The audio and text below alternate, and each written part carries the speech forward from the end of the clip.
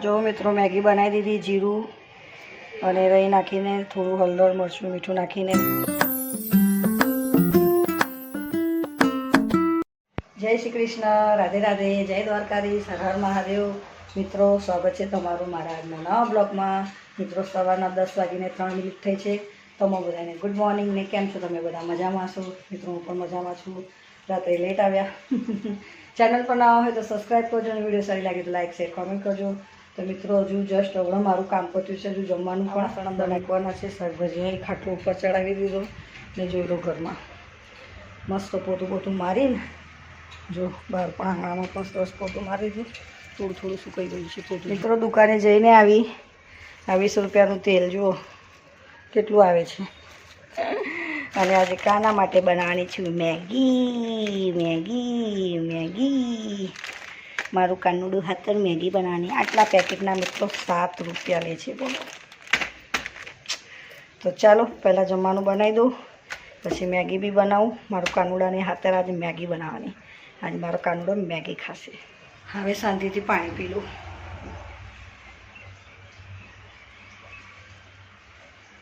સવારનું પાણી હમણાં પીધું, બહુ તરસ લાગી હતી અને આજે ગરમી પણ બહુ છે.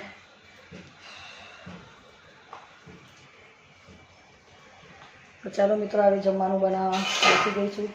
હવે પહેલાં બનાવી દઉં ફટાફટ જમવાનું, પછી કાનો હાથ મેગી બનાવી દઉં. અને જો આજે શાકભાજી ડુંગળી બટાકા છે, લસણ ને એવું બધું છે, બધું કાઢું પછી. તો પહેલાં કાપી કાઢું. તો ચાલો વિડીયોમાં બન્યા રહેજો. મિત્રો જો ડુંગળી અને લીલા મરચાં સમાર્યા છે અને આમાં બટાકા છે. હવે કઢાઈ મેળી દીધી છે. હવે નાખું અંદર રહી.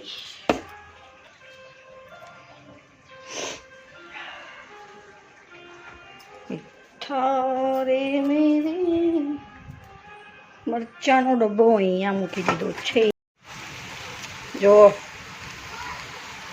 મસ્ત ડુંગળી અને લીલા મરચાં શેકાઈ જવા આવ્યા રે.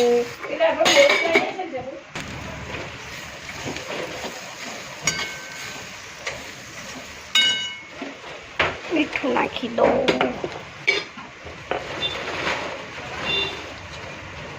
સ્વાદ અનુસાર મીઠું, વધારે ઓછું પડે તો ઉપરથી નાખીને ખાવાનું સારું. ચાલો હવે બટાકા છે સાતર્યા છે તે નાખી દો. ડોઈને લાગ્યો ચમકો.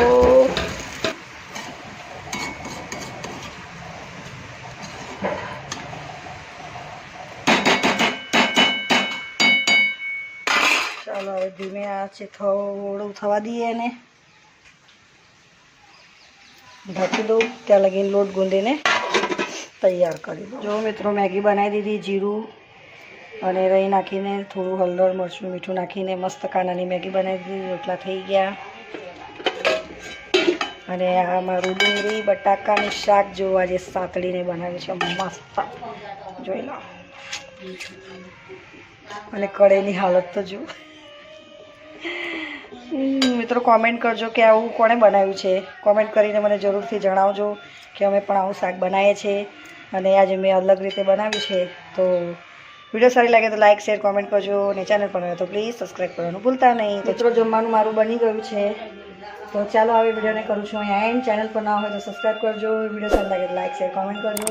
તો મળે નવા બ્લોગમાં. જય શ્રી કૃષ્ણ, રાધે રાધે, જય દ્વારકાધીશ, હર હર મહાદેવ.